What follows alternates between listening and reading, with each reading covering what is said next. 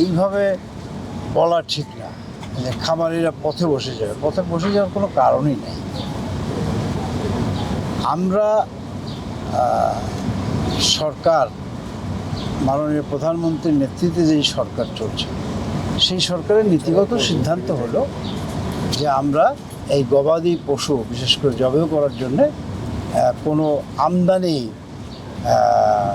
করবার কোনো পরিকল্পনা নাই। এখন চোরাই পথে এই দেশে তো শুধু গরুই না, এই দেশে অনেক কিছুই চোরাই পথে আসে এবং সেই জায়গা চোখের আড়ালে ফাঁকি দিয়ে হয়তো গরুও আসতে পারে। তো আমাদের নীতিগত স্ট্যান্ডটা হলো যে আমরা এই গবাদি পশু আমদানি করবার মানে সিদ্ধান্ত আছে যে কোনো অবস্থাতে আমদানি করবো না আমরা, এবং কাউকে আমদানি করার অনুমতি দেব না। তো সুতরাং এইখানে আপনার যেই কথাটি বললেন এবং আমার উত্তরও তো একইভাবে বললাম যে এই চোরাই পথে এবং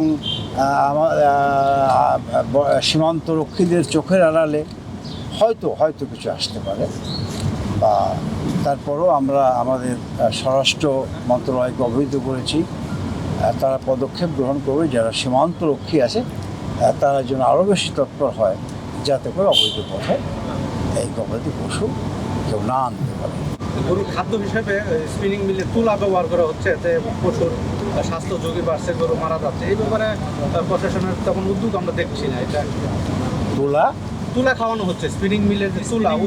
এটা যেহেতু শিল্প কারখানা আশপাশে, এটা স্থানীয় সমস্যা। আমার এই ব্যাপারটি জানা নাই, এটা আমি প্রথম আপনাদের কাছ থেকে শুনলাম। বহু গরু মারা গিয়েছে। তো এরকম অভিযোগ যদি আমি লিখিত পাই বা আনুষ্ঠানিকভাবে পাই, নিশ্চয়ই এর ব্যাপারে ব্যবস্থা নেব।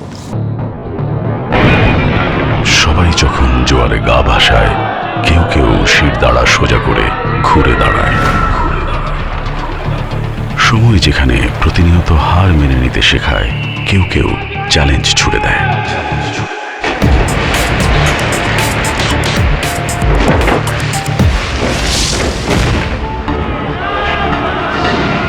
পক্ষপাতের ভিড়ে আজ থেকে কোনো পক্ষ নয়, খবর হবে নিরপেক্ষ।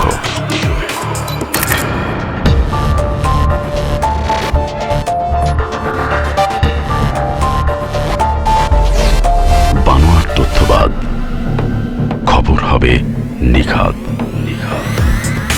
ভেঙে গুজবের শিক, খবর হবে নির্ভীক।